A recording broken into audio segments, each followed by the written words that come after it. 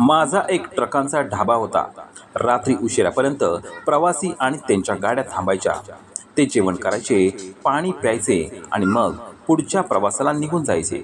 एके दिवशी एक तरुण मोटारसायकलवरून आपल्या वृद्ध आईला घेऊन आला आणि तिला ढाब्यावर उतरून म्हणाला की तो गाडीचा टायर दुरुस्त करून लगेच परत येईल. सकाळपासून रात्र झाली पण तो परत आला नाही. ती वृद्ध बाई सतत रडत होती. आपल्या मुलाच्या वाटेकडे डोळे लावून बसली होती, पण तो आलाच नाही. शेवटी मी तिला माझ्या घरी घेऊन गेलो. माझ्या वडिलांनी तिला पाहताच धावत जाऊन मिठी मारली. हे दृश्य पाहून मी संतापलो आणि त्यांना त्या बाईपासून दूर करण्याचा प्रयत्न केला, पण त्यांनी जे सांगितलं ते ऐकून मी थक्क झालो. आजचा दिवस नेहमी सारखाच होता. सकाळी 9 वाजता मी माझ्या ढाब्याचा दरवाजा उघडला.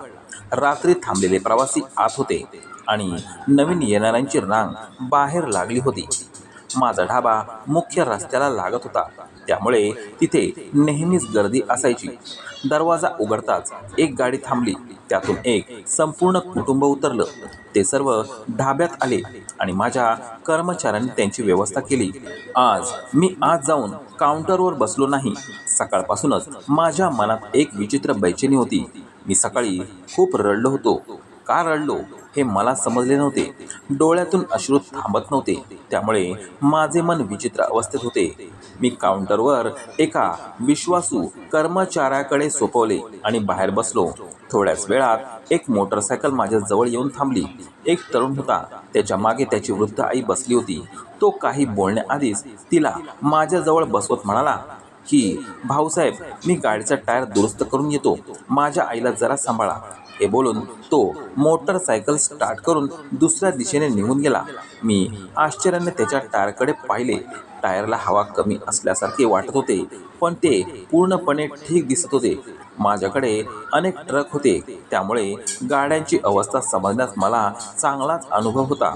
ती वृद्ध बाई माझ्याजवळ बसत म्हणाली की तो माझा मुलगा आहे. घरातून निघाल्यापासून तो म्हणत होता की ट्रकवाल्याच्या ढाब्यावर थांबू, गाडी थोडी दुरुस्त करून घेऊ. आम्ही इथपर्यंत पोचलो. कोणतीही अडचण आली नाही. मी त्याला काही सांगायला गेले तर तो चिडला आणि म्हणाला की रस्ता लांब आहे, तू याच ठिकाणी थांब. तिच्या बोलण्यावरून ती अतिशय साधी आणि निरागस वाटत होती. तिचा चेहरा पाहिल्यावरच तिचा साधेपणा जाणवत होता. मी विचारले की तुम्ही कुठे चालला आहात? तिने आपला पदर सावरत उत्तर दिलं की मला माहीत नाही बाळा. त्याने फक्त एवढंच सांगितलं की आज फिरायला जाऊ आहे. माझी तब्येतही बरी नाही. मी त्याला समजावलं की, पण तो कुठे ऐकतो, नेहमी ओरडतच असतो. माझं काहीच ऐकत नाही. मी विचारलं की तुम्ही काही खाल्लं का? तिने डोकं हलवून नकार दिला आणि म्हणाली की सकाळी फक्त एक ब्रेडचा तुकडा खाल्ला होता. आता भूक लागली आहे. माझ्या मुलाने सांगितलं होतं की ढाब्यावर काहीतरी खाऊ. कदाचित तो गाडी दुरुस्त करून परत आला की इथे जेवण करेल. मी मान डोलावली आणि गप्प बसलो. थोड्याच वेळात माझा एक कर्मचारी आतून आला आणि म्हणाला की भाऊसाहेब, जे मोठे कुटुंब आले आहे ते राहण्यासाठी खोली मागत आहे. जरा येऊन त्यांच्याशी बोला. ते थोडे मोलभाव करत आहेत. मी मान हलवली आणि त्या वृद्ध बाईकडे पाहून म्हणालो की आई, तुम्ही इथेच बसा. मी आत्ताच येतो. कुठेही जाऊ नका. ती लगेच हात उंचावत म्हणाली की हो बाळा, मी कुठे जाणार? माझ्या मुलाची वाट पाहायची आहे. जर मी इकडे तिकडे गेले तर तो पुन्हा ओरडेल. तिचे बोलणे ऐकून मी गप्पच मान डोलावली आणि आत गेलो. मला असे तरुण अजिबात आवडत नव्हते जे आपल्या आईवर ओरडतात.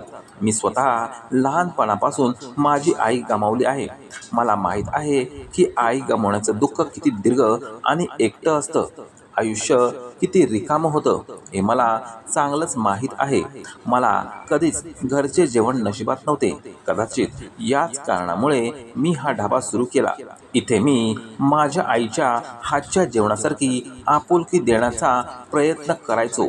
मी मोठमोठ्या शेफना कामावर ठेवले नव्हते, तर घरच्या बायका कामावर ठेवल्या होत्या. त्या आपल्या हातच्या ममतेने आणि गोडपणाने बनविलेले जेवण प्रेमाने ग्राहकांना देत असत. आज जाऊन त्या कुटुंबाचे जेवण आणि राहण्याची व्यवस्था केल्यानंतर मी बाहेर आलो, पण ती वृद्ध बाई मला कुठेच दिसली नाही. माझ्या जीवाची लटपट झाली. त्या तरुणाने आपल्या आईला माझ्या जबाबदारीवर सोडलं होतं आणि आता ती दिसत नव्हती.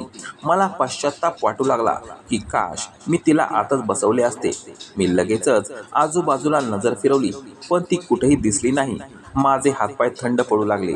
ढाब्याच्या दारात उभा राहून मी घाबरट आवाजात ओरडलो की आई, बाहेर आहात का? माझा आवाज ऐकून 2-3 कर्मचारी आणि काही ग्राहक बाहेर आले. एकाने विचारले की काय झालं साहेब, सगळं ठीक आहे का? मी लगेच सांगितलं की एक वृद्ध बाई होती गुलाबी कपड्यांमध्ये, ती कुठे गेली हे पहा. तिच्या मुलाने तिला माझ्या जबाबदारीवर सोडले होते. एक तरुण म्हणाला की अरे भाऊ, सोडा ना, कदाचित तिचा मुलगा आला असेल आणि ती त्याच्यासोबत गेली असेल. मी डोके हलवत म्हणालो की नाही, मला कोणत्याही मोटरसायकलचा आवाज आला नाही. तुम्ही सगळे आजूबाजूला पहा, कुठे गेली ती? माझे हृदय जोरजोरात धडकत होते. ती वृद्ध बाई अचानक गायब झाल्याने मी खूप बेचैन झालो होतो. मी परिसर फिरून पाहिला, पण तिचा काहीच पत्ता लागला नाही. मी CCTV फुटेज तपासायला जाणारच होतो, तितक्यात कोणीतरी माझ्या खांद्यावर हात ठेवला. मागे वळून पाहिलं तर तीच वृद्ध बाई होती. हातात काही फुलं घेऊन ती माझ्याकडे हसत होती.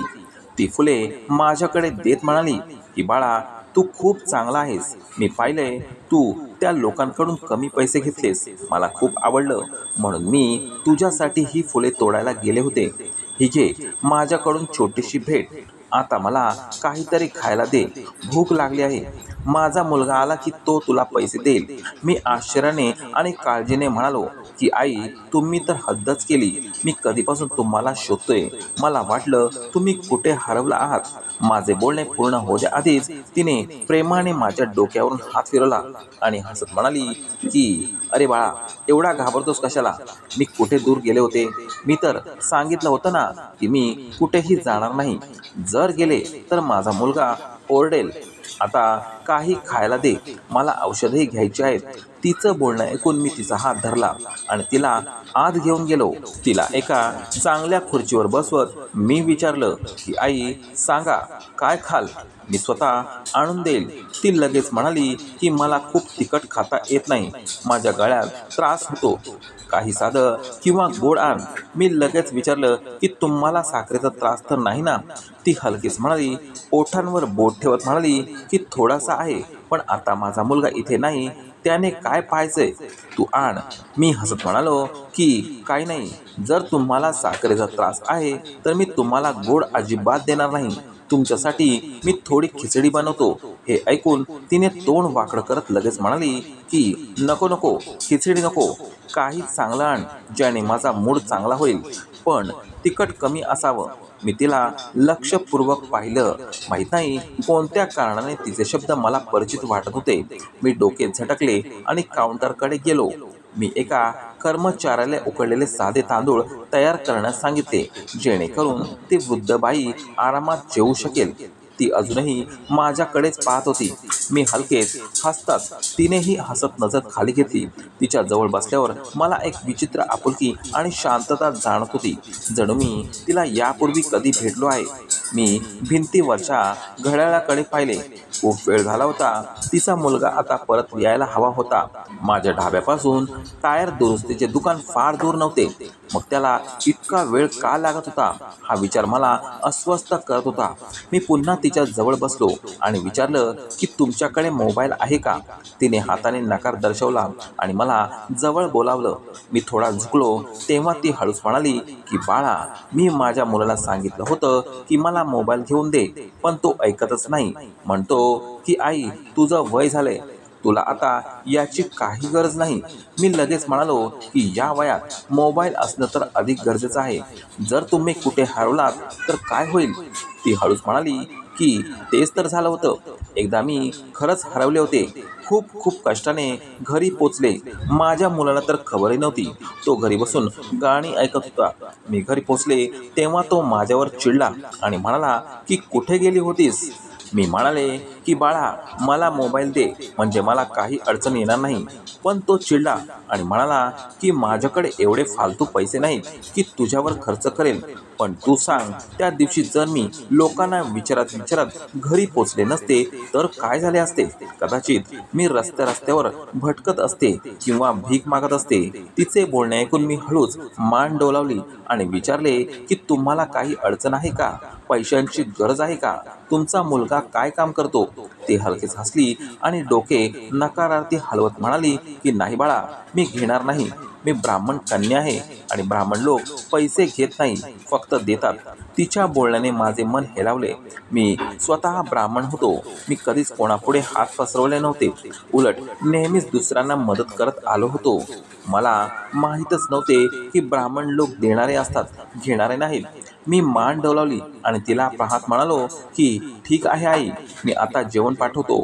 तुम्ही जेवा आणि इथेच बसा, कुठेही जाऊ नका. मला काही महत्त्वाची कामं उरकायची आहेत, मग मी तुमच्याकडे परत येईन. ती दोन्ही हात उंचावत म्हणाली की देव तुला सुख देव बाळा. फक्त माझा मुलगा आला की आम्ही इथून निघून जाऊ. कुठे राहिला आहे तो माहीत नाही. मी गप्पच मान डोलावली आणि काउंटरवर जाऊन बसलो. तिच्या बोलण्यावरून हे स्पष्ट झाले होते की तिच्याकडे तिच्या मुलाचा कोणताही संपर्क नव्हता. आता मला खरी काळजी वाटू लागली होती. जसजसा वेळ पुढे सरकत होता तसतसे माझ्या हृदयाचे ठोके वाढत होते. दुपार झाली पण तिचा मुलगा अजून आला नव्हता. मी माझ्या एका कर्मचाऱ्याला टायर दुरुस्तीच्या दुकानावर पाठवले, पण तेथून उत्तर आले की सकाळपासून शेकडो लोक आले आहेत, पण कोणी लक्ष दिलं नाही. मी स्वतः त्या दुकानदाराला भेटायला गेलो. त्या तरुणाचे वर्णन सांगितले, पण त्याचे उत्तर तेच होते की नाही भाऊ, असा कोणी आला नाही.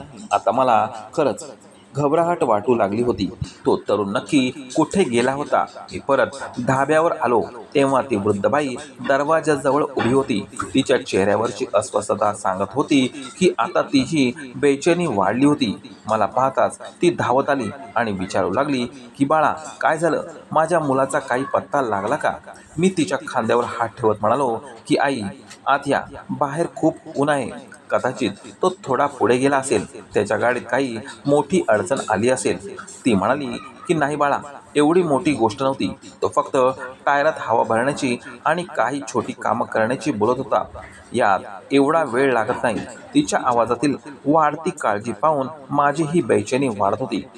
मी तिला आत बोलवलं आणि माझ्या एका कर्मचाऱ्यामार्फत तिला एका खोलीत आराम करण्यासाठी पाठवले, जेणेकरून ती थोडा वेळ विश्रांती घेऊ शकेल. वेळ हळूहळू पुढे सरकत होती. संध्याकाळचा अंधार पसरू लागला होता. ती वृद्ध बाई 2-3 वेळा खाली येऊन गेली. ज्यावेळी ती रडत खाली आली तिला पाहून मी घाबरलो आणि लगेच काउंटरवर बाहेर आली. तिच्या डोळ्यातून अश्रू वाहत होते. ती म्हणाली की माझा मुलगा आला का? मला खूपच भीती वाटत आहे. मला घरी जायचं आहे. माझा मुलगा भुकेला असेल, त्याने काही खाल्लं नसेल. तिची ममता आणि काळजी पाहून मला त्या तरुणावर खूप राग आला. कोणी इतका बेफिकीर असू शकतो का की आपल्या आईलाच विसरून जाईल? जर तो विसरला असेल तर सकाळपासून आत्तापर्यंतचा वेळ कमी आहे का? मला रागाने बेचैनी वाटत होती आणि ती वृद्धबाई सतत रडत होती. मी तिला पकडून खुर्चीवर बसवलं आणि थंड पाण्याची बाटली मागवली. तिला पाणी देत मी म्हणालो की आई, असे रडून काही होणार नाही. मी काहीतरी करतो, पण तुम्ही स्वतःला सांभाळा. असे रडण्याने तुमची तब्येत आणखीनच बिघडेल. ती म्हणाली की माझ्याकडे फक्त एक औषधाची मात्रा आहे. जर उद्या सकाळपर्यंत औषध मिळाले नाही तर माझी तब्येत खराब होईल. माझे हातपाय थरथरायला लागले. बाळा काहीतरी कर. मी लगेच म्हणालो की आई, तुम्ही जे औषध घेता त्याचा कागद आहे का? मला द्या, मी औषध मागवतो. तिने मान डोलावली आणि आपल्या गाठोड्यातून औषधाचा कागद काढून मला दिला. ती म्हणाली की हे माझ्या शुगरच्या आणि गोळ्याच्या औषधांचे कागद आहेत. दोन्ही मागव. बाळा, नाहीतर माझी तब्येत खूप बिघडेल. माझा मुलगा आला की तो तुला प्रत्येक पैसा परत करेल. मी कोणाचे कर्ज ठेवत नाही. मी काही न बोलता तो कागद घेतला आणि माझ्या कर्मचाऱ्याला पाठवून औषध मागवले. आता तिला भूकही लागली होती. मी तिला माझ्याजवळ बसून जेवण दिलं. जेवताना ती काही वेळा रडायला लागली. आपल्या मुलाला आठवून ती पुन्हा रडायची. माझे मन करत होते की त्या तरुणाला पकडून चांगले सुनवावे. कोणी इतका बेफिकीर कसा असू शकतो? माझे मन आणि डोके याच विचारात गुंतले होते. मी CCTV फुटेजही तपासले. मी फक्त हीच प्रार्थना करत होतो की त्या गाडीचा नंबर कॅमेऱ्यात यावा. पण दुर्दैवाने तसे झाले नाही. कॅमेऱ्यात फक्त गाडीचा पुढचा भाग दिसला, नंबर प्लेट दिसली नाही. त्यामुळे इथेही मला काही हाती लागलं नाही. रात्र आता आणखीनच गडद होत चालली होती. ती वृद्ध बाई आता थकली होती. तिचे डोळे हळूहळू मिटत होते. कदाचित औषधाचा परिणाम होत असावा. मी तिला पाहत म्हणालो की आई, एक काम करा, माझ्यासोबत घरी चला. तुम्हाला इथे असं एकटे सोडण्याचं मन होत नाहीये, माहित नाही का? पण त्या बाईसमोर मी जरा जास्तच मृदू झालो होतो. मी साधारणपणे खूप कठोर स्वभावाचा. माझ्या सगळ्या कर्मचाऱ्यांना माझी भीती वाटायची. कोणीही माझ्याशी डोळे भिडून बोलत नसे. पण त्या वृद्ध बाईसमोर मी जणू बदललो होतो. माझ्या ढाब्यात अनेक खोल्या होत्या जिथे ती रात्र काढू शकली असती. पण तरी मला तिला एकटी सोडायचं नव्हतं. मला वाटत होतं की जर रात्री तिला माझी गरज पडली तर ती काय करेल. म्हणून मी तिला घरी येण्याचा आग्रह केला. पण ती लगेच म्हणाली की नाही बाळा, मी घरी जाणार नाही. मी इथेच बसते बाहेर. माझा मुलगा येईल. तिचे बोलणे ऐकून मला खूप दुःख झाले. मी तिला पाहत म्हणालो की आई, जर त्याला यायचे असेल तर तो येईलच. जर त्याने तुमच्याबद्दल विचारले तर माझे कर्मचारी मला फोन करतील. मी रात्रभर जागून वाट पाहिल. तुम्ही काळजी करू नका. पण तुम्हाला इथे एकटं सोडणं बरोबर वाटत नाही. तुम्ही आजारी आहात. माझ्या घरी गेलात तर तुम्हाला बरं वाटेल. तिच्या डोळ्यात अश्रू आले. ती म्हणाली की माझे मन मानत नाही. माझे मन सांगतंय की तो नक्कीच येईल आणि मग तुला त्रास होईल. अर्धरात्री मला परत इथे कसा आणशील? मी लगेच म्हणालो की आई, तुम्ही बाळ म्हणालात ना, मी तुमच्या अर्ध्या रात्री इथे एकटं सोडून का? माझ्याकडे मोठमोठ्या गाड्या आहेत, ड्रायव्हर आहेत. तुम्ही काळजी करू नका. ती काहीशी गोंधळली दिसत होती. थोड्या वेळाने तिने मान डोलावली आणि म्हणाली की ठीक आहे, चल, मी तुझ्यासोबत येते. बाकीचे देवाला मान्य, हे बोलून तिने आपले पदर सावरले आणि म्हणाली की मी तयार आहे बाळा, चल. मी मान डोलावली. माझ्या व्यवस्थापकाला हाताने इशारा करून आवश्यक सूचना दिल्या आणि त्या वृद्ध बाईला घेऊन घरी निघालो. ती माझ्या गाडीच्या पुढच्या सीटवर बसली आणि हसत म्हणाली की माझी खूप जुनी इच्छा होती की मोठ्या गाडीत बसून फिरावं. पण पहा, आज देवानं माझी ही इच्छा पूर्ण केली. फक्त माझा मुलगा सोबत असता तर आणखी बरं वाटलं असतं. मी तिच्याकडे पाहिलं. तिच्या डोळ्यात आशा होती आणि मनात दुःख. ती किती सुंदर आणि नेक बाई होती आणि आम्ही तिच्यासारख्या बायकांची कदरही करत नाही. मला आता पूर्ण खात्री झाली होती की तो तरुण आपल्या आईपासून पळून गेला आहे. मला खूप खेद वाटत होता आणि दया येत होती. आता या बाईचं काय होणार? त्या क्षणी मी मनात ठरवलं की जोपर्यंत मी जिवंत आहे तोपर्यंत या बाईची काळजी घेईन. काहीतरी कारणानेच या बाईला माझ्यापर्यंत पोचवलं आहे, नाहीतर तो तरुण तिला दुसऱ्या कोणत्याही ढाब्यावर सोडू शकला असता. मी घरी पोहोचलो. तिने माझा हात धरला. तेव्हा मला वाटलं की मी एक चांगला माणूस बनत आहे. माझं घर छोटं होतं, पण मी ते मोठ्या मनाने सजवलं होतं. गाडी घराजवळ थांबताच ती बाई खुश होऊन म्हणाली की वा, तुझं घर तर खूप छान आहे. माझी खूप इच्छा होती की असलं घर पाहावं, नाटकात पाहायचे. माझा मुलगा म्हणायचा की ही श्रीमंत लोकांची घरे असतात. तू खूप श्रीमंत आहेस का? मी हसत डोके खाली घालून म्हणालो की आई, मी श्रीमंत आहे की नाही हे सांगू शकत नाही, पण एवढं नक्की सांगू शकतो की मी कधी कोणापुढे हात पसरवले नाही. जे काही कमावलं त्यात समाधान मानलं आणि जे जमलं ते वाटत राहिलं. ती हसत म्हणाली की देव तुझ्या नशिबात आणखी बरकत देव. तू आज माझी जशी काळजी घेतलीस ती मी शब्दात सांगू शकत नाही. आज मी तुला मनापासून खूप आशीर्वाद दिले आहेत. फक्त माझा मुलगा मला घ्यायला यावा. मला त्याची खूप काळजी वाटते. त्याला फक्त माझ्या हातचं जेवण आवडतं. बाहेर तो कधीच खात नाही. मी फक्त हो मध्ये मान डोलावली आणि तिच्या सोबत गाडीतून उतरलो. एका क्षणाला माझ्या मनात आलं की या बाईला खरं सांगावं की तुझा मुलगा तुला सोडून कायमचा गेला आहे. पण ती ज्या प्रेमाने आणि विश्वासाने आपल्या मुलाला आठवत होती, त्याचे नाव घेत होती, त्यामुळे मी एक शब्दही बोलू शकलो नाही. मला वाटले की गप्प राहणे चांगले. मी तिचा हात धरला आणि म्हणालो की आई, चला आज जाऊया. मग तुम्ही थोडी चहा पिऊन विश्रांती घ्या. मग ती लगेच डोके हलवत म्हणाली की नको बाळा, त्याची गरज नाही. मी आता फक्त थोडी विश्रांती घेईल. पण माझ्या मुलाचा फोन आला तर मला नक्की उठव. असं समजू नकोस की आई झोपली आहे. मी अर्ध्या रात्री उठेन. माझ्या मुलाला वाट पाहायला लावू नकोस. मी काहीच बोलू शकलो नाही. फक्त गप्प तिला घेऊन आत गेलो. आम्ही लिव्हिंग रूम मध्ये पोचलो तेव्हा माझ्या वडिलांचा आवाज आला. आलास का संदीप? मी कधीपासून तुझी वाट पाहतोय. तू आज खूप उशीर केलायस. मी वळणारच तेवढ्यात पाहिलं की माझे वडील माझ्या समोर उभे होते. मी काही बोलणारच तेवढ्यात त्याने विचारलं की ही बाई कोण आहे जी तुझ्या सोबत आहे? मी उत्तर देणार तेवढ्यात ती वृद्ध बाई अचानक वळली. तिच्या डोळ्यात अश्रू होते. तिचा चेहरा उदास आणि थकलेला दिसत होता आणि माझे वडील जणू त्यांची पुढचा श्वासच विसरले होते. मी आश्चर्याने दोघांकडे पाहत राहिलो. तेवढ्यात वडील धावत त्या बाईकडे गेले आणि त्यांना मिठी मारून रडायला लागले. त्यांचे असे रडणे माझ्या समजण्याच्या पलीकडचे होते. ती बाई शांत होती, पण आता तिचाही शिसक्यांचा आवाज येऊ लागला. हे दोघे एकमेकांना ओळखत होते, पण ते का रडत होते हे माझ्या समजण्याच्या बाहेर होते. मला अचानक भान आलं. ती बाई माझ्यापेक्षा वयाने खूप मोठी होती, तरी मी तिला मिठी मारली नव्हती. मला माझ्या संकोचाची एक विचित्र लाज वाटली. मी लगेच दोघांना वेगळं केलं आणि वडिलांकडे रागाने पाहत म्हणालो की हे काय असभ्यपणा आहे बाबा? तुम्हाला काय झालंय? तुम्ही काय वागणूक दाखवत आहात? जरा लाज राखा. त्या आपल्या पाहुणे आहेत.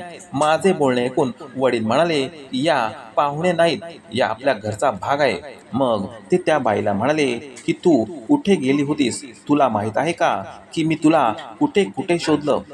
मग त्यांनी त्या बाईचा हात पकडला, आपल्या हृदयावर ठेवला आणि म्हणाले, पहा माझे हृदय किती जोरात धडकत आहे.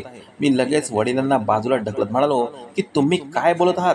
ही बाई आज माझ्या ढाब्यावर आपल्या मुलासोबत आली होती आणि चुकून इथे थांबली. ती आपल्या घरची कशी असू शकते? तुम्हाला काही गैरसमज झाला आहे का? वडील हळूच डोके हलवत म्हणाले की संदीप, ही कोणी दुसरी नाही, ही तुझी आई आहे, माझी पत्नी सुमती. हे बोलताना वडील जमिनीवर बसले आणि ती बाई पुढे येत बाबांना म्हणाली की विष्णू, तू ठीक आहेस ना? मला विश्वासच बसत नाही की तू जिवंत आहेस. त्यांचे बोलणे ऐकून मला एकामागून एक धक्के बसत होते की ही बाई माझी आई आहे, पण मला तर लहानपणापासून सांगितलं होतं की माझ्या आईचं निधन झालं आहे. मग ती जिवंत कशी असू शकते? ती बाई रडत म्हणाली की मला माफ कर संदीप, तुझ्या वडिलांनंतर मी दुसरे लग्न केले. मला दुसरा मुलगाही आहे. माझ्याकडून खूप मोठी चूक झाली. पण वडील म्हणाले की नाही, यात तुझी काही चूक नाही. तू योग्य केलंस, दुसरं लग्न केलंस. मला माहित नाही यात चांगलं काय आणि वाईट काय आहे, पण या वयात तू मला पुन्हा भेटलीस याचा मला खूप आनंद आहे. पहा माझे हात थरथरत आहे. मी आता दोघांजवळ बसलो आणि वडिलांकडे पाहत म्हणालो की तुम्ही दोघं काय बोलत आहात? कृपया मलाही सांगा. तुम्ही तर म्हणालात की आई आता या जगात नाही. वडील लगेच म्हणाले, मला वाटलं होतं की तुझी आई मरण पावली असेल, पण माझे मन नेहमी सांगत होते की ती जिवंत आहे. खरं सांगायचं तर मी आणि तुझी आई, तुला माहित आहे, आम्ही एका बॉम्ब स्फोटात वेगळे झालो होतो. ती कुठे गेली आणि मी स्वतः कुठे पोचलो मला स्वतःलाही कळत नाही. माझ्या मित्रांनी मला वाचवलं, पण मी तुझ्या आईला शोधत राहिलो. ती मला सापडली नाही. मला वाटलं की ती गेली आणि तिचे शरीरही त्या अपघातात नष्ट झाले असेल, म्हणून मी मान्य केलं की ती आता नाही आणि तिच्या आठवणीसोबत जगण्याचा निर्णय घेतला. मी पुन्हा कधी लग्न केलं नाही, कारण मला वाटलं की मी तिला कायमचीच गमावली आहे. त्या बाई लगेच म्हणाल्या की माझ्यासोबतही तसंच झालं. मला वाटलं की माझा नवरा आता या जगात नाही, म्हणून ज्या माणसाने माझा जीव वाचवला त्याच्याशी मी लग्न केलं. हे सगळं नकळत घडलं. मी देवाला साक्षी मानून सांगते की मला अजिबात माहिती नव्हतं की माझा पहिला नवरा जिवंत आहे. त्यांचं बोलणं ऐकून माझ्या डोळ्यातून अश्रू वाहू लागले. निसर्ग असंही करू शकतो हे मी कधीच विचार केला नव्हता. मी लहानपणापासून माझ्या आईच्या प्रेमाला, तिच्या ममतेला खूप मिस केलं होतं. आयुष्यात खूप संघर्ष केले. आज तिला पाहून माझे अश्रू थांबत नव्हते. मी तिला माझ्या छातीशी कवटाळलं आणि खूप वेळ तिच्या खांद्यांवर डोके ठेवून रडलो. ती मला सतत चुंबन घेत होती आणि एकच गोष्ट सांगत होती की संदीप, मी तुला खूप मिस केलं. तुला माहित आहे, माझा दुसरा मुलगा जन्मता तेव्हाही मला शांती मिळाली नाही. मी फक्त तुझाच विचार करत होते. माझा पहिला मुलगा कसा असेल. आज तुला जिवंत आणि सुखरूप पाहून मला माझ्या देवावर विश्वास बसला आहे की तो काहीही करू शकतो. मी तिला खूप प्रेमाने मिठी मारली. जेव्हा मी वकिलाकडे 2 लग्नांबद्दल विचारले होते तेव्हा त्यांनी स्पष्टपणे सांगितले की जर दुसरे लग्न अज्ञानामुळे झाले असेल तर ते अमान्य आहे, परंतु जर कोणी खऱ्या मनाने पश्चाताप केला तर देव त्याला माफ करू शकतो. कारण तुझ्या वडिलांसोबत तिचे पहिले लग्न कधीच संपले नव्हते. जोपर्यंत पहिले लग्न वैध आहे तोपर्यंत दुसरं लग्न मान्य होऊ शकत नाही. मी माझ्या आईवर अजिबात रागावलो नव्हतो आणि माझ्या वडिलांवरही नाही, कारण ते दोघेही निष्पाप होते. त्यांनी त्यावेळी जे योग्य वाटलं तोच मार्ग स्वीकारला. आम्ही तर देवाचे आभार मानले की त्यांनी चूक केली, पण ती जाणून बुजून नव्हती. त्यांना काय पाप आहे आणि काय नाही याची खबरच नव्हती. मी त्यांना माझ्या घरात राणीसारखा मान दिला. माझ्या धाकट्या भावालाही शोधून काढलं आणि त्याला घरी बोलावून 2 थप्पड मारले. मी म्हणालो की तू किती स्वार्थी निघालास. तुला लाज वाटायला हवी. ज्या बाईने तुला लहानपणापासून काखेत खेळवलं तिला तू एकटी सोडून निघून गेलास. तो रडत म्हणाला की माझ्याकडे स्वतःला जेवायला पैसे नव्हते. मी तिला कसं सांभाळलं असतं. म्हणून मी विचार केला की जर ती माझ्या डोळ्यांसमोर नसेल तर मला दुःखही होणार नाही. हेच कारण होतं की मी तिला सोडून निघून गेलो. पण मी त्यालाही माफ केलं. इतक्या वर्षानंतर माझी आई मला परत मिळाली होती. गरज पडली असती तर मी तिच्यासाठी माझा जीवही दिला असता. जेव्हा मी देवाची लीला आणि चमत्काराबद्दल विचार करतो तेव्हा माझे डोळे भरून येतात. मी जितके त्याचे आभार मानले तितके कमीच आहेत. तर मित्रांनो, कशी वाटली कथा कमेंट करून नक्की सांगा. आणि कथा आवडली असेल तर व्हिडिओला लाईक आणि चॅनेलला सबस्क्राईब करायला विसरू नका. धन्यवाद.